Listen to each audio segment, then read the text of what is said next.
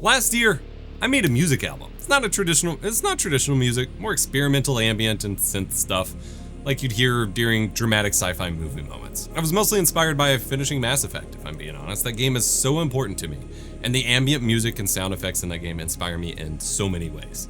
The optimism of space exploration juxtaposed against the eldritch-like horror of deep space.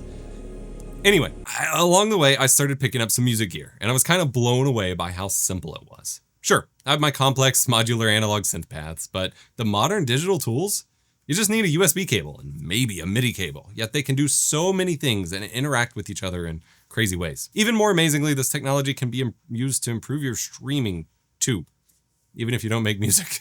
Let's explore this neat technology in this video, sponsored by ARM. Music gear is like magic, and it just keeps getting better. The things my keyboard and pad can do beyond what I can utilize myself, and keep implementing more and more wild features that allow artists to do incredible things. Both my Launchpad Mini and my Arturia keystep that I have ARM-based CPUs in the side, which take something that could be very basic and give them a powerful but efficient CPU that unlocks tons of performance and features for artists, performers, and even streamers.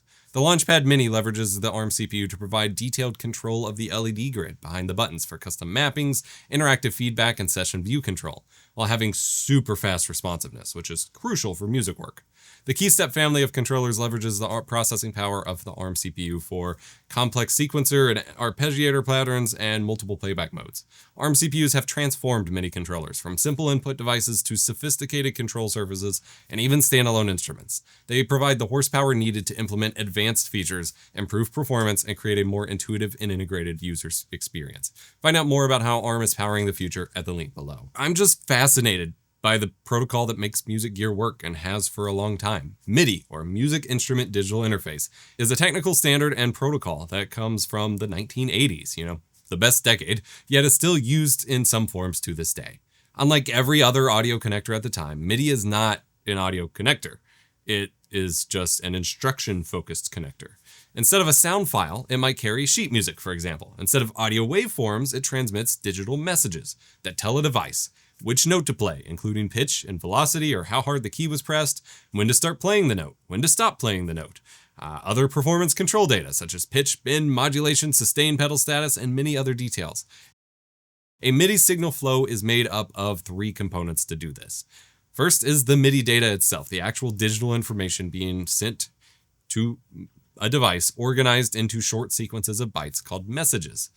The second is the MIDI connections. Originally, MIDI was exclusive to this 5-pin MIDI connector. These still exist, and these are still used by some devices if you want to chain up a more old school workflow, but you can also transmit MIDI data over USB between a computer and a device.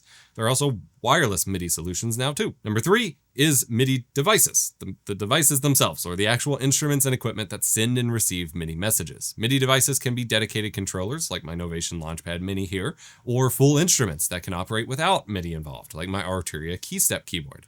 These kinds of devices generate MIDI data when you play them, which is then sent to your software or another device to produce additional sound. Sequencers and drum machines can also generate MIDI data and to then be produced by software or other devices. Synthesizers and sound generating modules receive MIDI data and produce sound based on the instructions sent over that MIDI connection. This would allow you to connect a keyboard to a synthesizer, for example, and play notes through the synthesizer. Computers running software called a DAW, or Digital Audio Workstation, can receive MIDI data to record and reproduce sound, or send MIDI instructions out to control instruments. Devices are connected to a computer usually directly through USB or through another audio interface that provides some sort of MIDI input, as a lot of old school audio interfaces do. MIDI has 3 modes that a port can operate in. In, which allows the device to receive MIDI instructions from another device. Out, which allows the device to send MIDI instructions to another device. And then through, which allows the device to receive MIDI instructions and then pass them along to another device. So if I connect my keyboard to my computer, I can load up an infinite number of virtual instruments in Ableton and play those virtual instruments via MIDI signals being sent from my keyboard to the computer, telling it which note to play and how to play it. I can also record those MIDI instructions to my project file and alter them later after the fact for modification and correction. But I can also connect this keyboard to a synthesizer unit via the MIDI DIN connection and have it play sounds through the synthesizer's modules. I also can't forget to mention MIDI files themselves. You can actually store a song's instructions as a dedicated MIDI file. This used to be used during the old school PC gaming days for games and such, which is why enthusiasts still seek out retro PC sound cards or build MIDI mountains, as playing the MIDI file today would not sound the same as it did leveraging the instruments of older hardware, since the MIDI file itself is not audio, but just the instructions.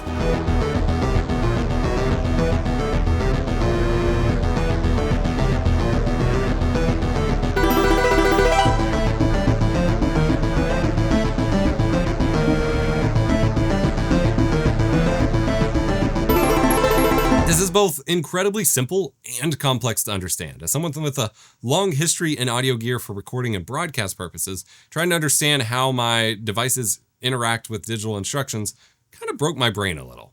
But at the same time, just treating everything as instructions instead of sound waves allows for a ton of flexibility and customization. After 37 years, the MIDI 2.0 specification was introduced, implementing new key features. Profile configuration. Devices can advertise their capabilities to other devices and automatically configure each other, which is enabled by property exchange. Devices can query each other's capabilities and then in configuration without the presence of a computer to make that conversation happen.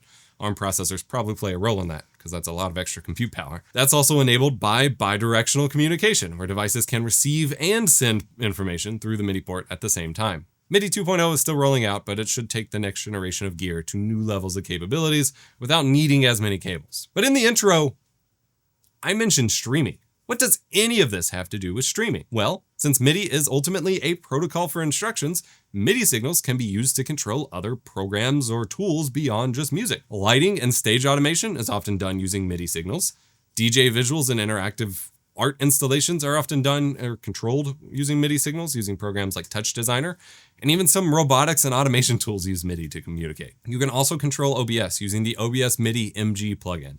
This lets you use MIDI signals to control basically every other hotkeyed feature within OBS, to use your existing gear as a musical stream deck of sorts for switching scenes, turning off sources, starting and stopping streaming or recording, changing volume, and so on. People have frequently grabbed these little MIDI volume controllers to act as their audio control interface for OBS in place of a traditional audio mixer. It's pretty neat. To learn more about how ARM is powering the future, check the link down below. Down there is also a link to my music album if you're into that kind of weird stuff, and remember to be kind. Rewind.